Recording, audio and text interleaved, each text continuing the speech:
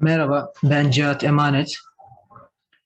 Grid-connected photovoltaic systems are attracting more and more attention around the world as a way to provide an alternative to fossil fuel production.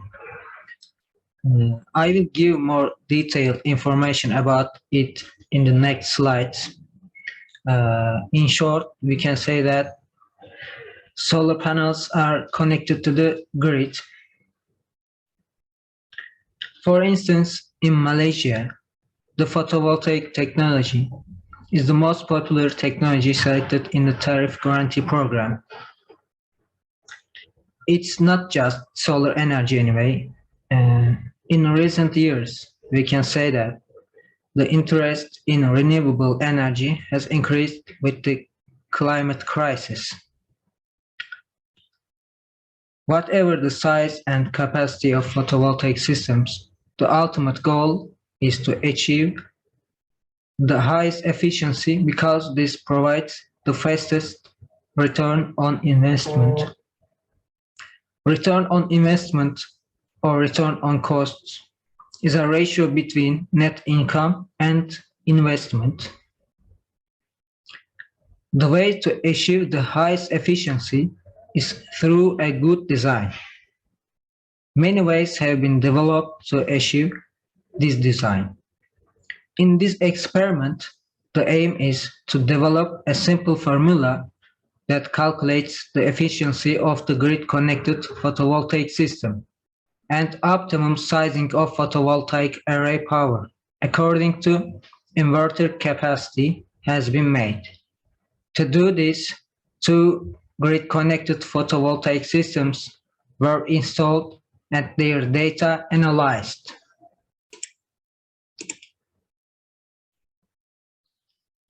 The grid-connected photovoltaic system is one in which photovoltaic panels are connected to the utility grid via a power inverter, allowing them to run in parallel with the electrical utility grid. GCPV system components. Inverter. The inverter is the most important part of any grid-connected system.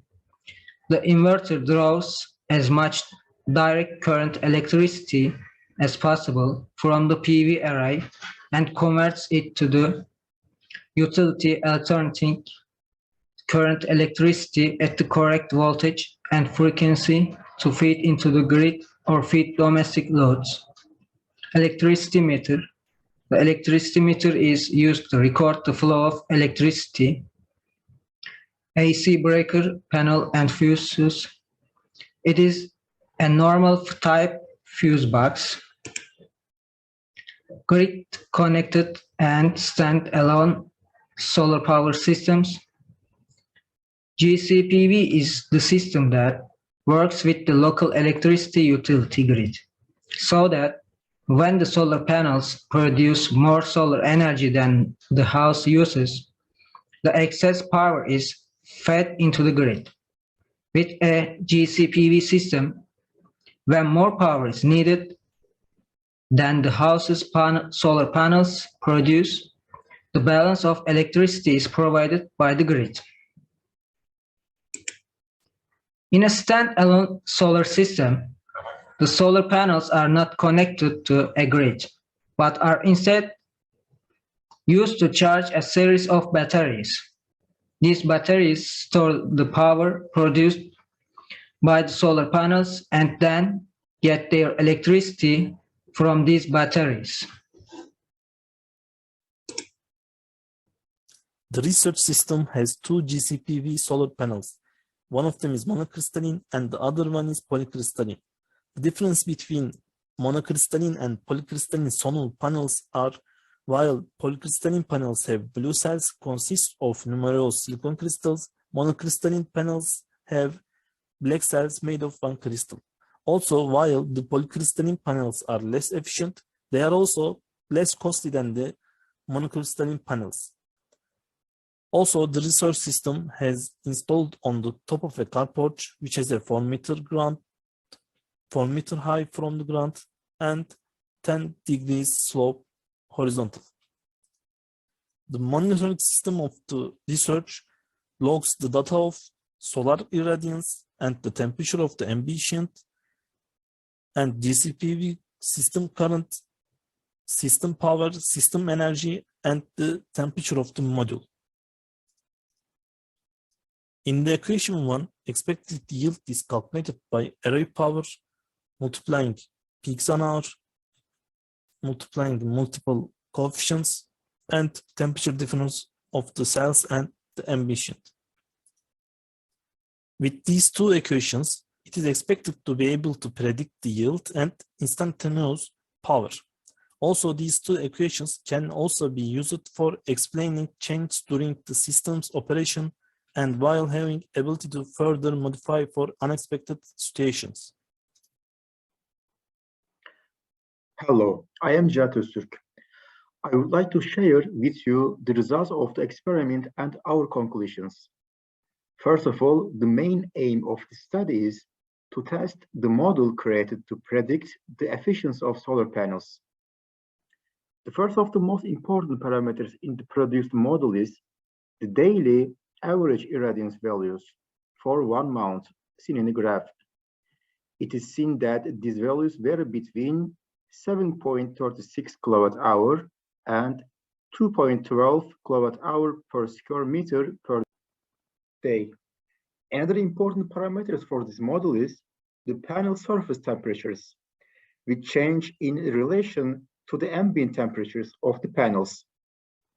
As seen in the graph, polycrystal and monocrystal panels reach temperatures of 73.8 centigrade degrees and 72.2 centigrade degrees respectively, against the high ambient temperatures of 47.7. These minor differences seen are negligible. In this part of the study, we can see to what extent the yield obtained by the experiment coincides with the yield values estimated by the model, with margins of error of -9.4% and -9.1% respectively. Polycrystal and monocrystal panels seems to work less efficiently than predicted on the 14th day. In addition, the direct proportion between the largest and smallest irradiance values and the daily yield is clearly seen in the same chart. In this graph, the power estimates obtained from equation 2 and the power values obtained from the experiment are compared. In the set of graph, the generated power and the predicted power for the 11th day and 18th days, which are the days with both high irradiance and low irradiance, are compared for both panels. Errors were detected in the forecast data for the 11th day, which has a high irradiance value for the polycrystal panel. On the other hand, in the comparison made for the 18th day with low irradiance value for the same panel, it was seen that the model worked quite well. For the monocrystal panel on the 11th day with high irradiance value, although errors were observed in the morning and evening hours, it was seen that the model worked with high accuracy at noon. On the 18th day, which has a low irradiance value, it was determined that the same panel made very high estimations at noon when the sun was overhead. In the values seen in this graph, it is possible to see the ampere volt graph and the power curve on the same graph. While generating a voltage of 300 voltage to 17 ampere in the polycrystal panel, the power value produced does not intersect with this curve and remains in the safe zone. On the monocrystal panel, while generating a voltage of 4 to 500 voltage to 17 amperes, the power value produced does not intersect with this curve and remains in the safe zone. Thank you very much.